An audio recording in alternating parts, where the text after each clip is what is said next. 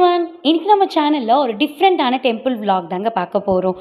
6 படை வீடியும் ஒரு டைம்ல ஒரு பிளேஸ்ல போய் ரீச் பண்ணி பார்க்குறதுக்கு ரொம்பவே கஷ்டமா இருக்கும். அதுவே 6 படை வீட்ல இருக்கிற முருகரையும் ஒரே டெம்பிள்ல பிரதிஷ்டை பண்ணி வச்சிருக்காங்க. அதுவும் ஸ்டார் ஷேப்ல வச்சிருக்காங்க அப்படின்னா யார் தாங்க மிஸ் பண்ணுவா? அப்படி நாங்க கேள்விப்பட்டு ரீச் ஆன பிளேஸ் தாங்க இந்த கரிமலை 6 படை வீடு டெம்பிள். இது வேலூர் ஷோலிங்கர் பக்கத்திலே தாங்க லொக்கேட் ஆயிருக்கு.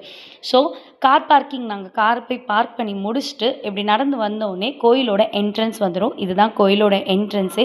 பார்க்கவே ரொம்ப அழகாகவும் யூனிக்காகவுமே கன்ஸ்ட்ரக்ட் பண்ணி வச்சுருந்தாங்க. உள்ள என்ட்ரன்ஸ் ஆனோடனே வந்து சண்முகரை பிரதிஷ்டை பண்ணியிருந்தாங்க. பட் அங்கேருந்து ஐயர் வந்து நீங்கள் லைனாக 6 படை வீடியோ முடிச்சுட்டு வந்து ஃபைனலாக சண்முகரை பாருங்க அப்படின்னு சொன்னாங்க. ஸோ அதனால் நாங்கள் ஃபஸ்ட்டு போய் பார்த்த பிளேஸ் பார்த்திங்கன்னா திருப்பரங்குன்றம். திருப்பரங்குன்றத்தில் முருகர் எப்படி மூலஸ்தானத்தில் காட்சி அளிப்பாரோ அதே மாதிரி இங்கேயும் பிரதிஷ்டை பண்ணி வச்சுருந்தாங்க. அதை முடிச்சுட்டு நீங்கள் அதே ஸ்டார் ஷேப்லேயே அப்படி நடந்து வந்தீங்கன்னா திருச்செந்தூரில் முருகர் எப்படி வந்து தனியாக காட்சி அளிப்பாரோ அதே மாதிரி இங்கேயும் வச்சுருந்தாங்க. அதே மாதிரி நீங்கள் ஸ்டார் ஷேப்பில் கொஞ்சம் தூரம் நடந்து போனோடனே பார்த்தீங்கன்னா விநாயகரும் 5 தலை நாகம் கொண்டு காட்சி அளித்தாருமே அதுவுமே சூப்பராக இருந்துச்சு. நெக்ஸ்ட்டு அதை முடிச்சுட்டு நம்ம நடந்து போனோன்னா பழனியை ரீச் பண்ணுற மாதிரி இருக்குங்க.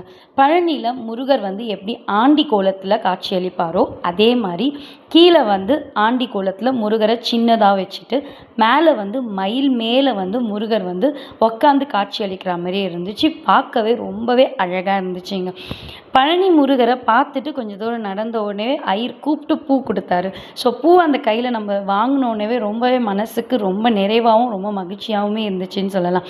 நெக்ஸ்ட்டு அப்படியே நம்ம நடந்து போயிட்டே இருந்தோம்னா சுவாமி மலையில் முருகர் எப்படி மூலஸ்தானத்தில் காட்சி அளிப்பாரோ அதே மாதிரி தான் இங்கேயும் பிரதிஷ்டை பண்ணியிருந்தாங்க. பார்க்கவே ரொம்ப அழகாகவே இருந்துச்சு. ஸோ நான் எல்லாத்தோட மூலஸ்தானத்தையும் ஜூம் பண்ணி காமிச்சிருக்கேன்.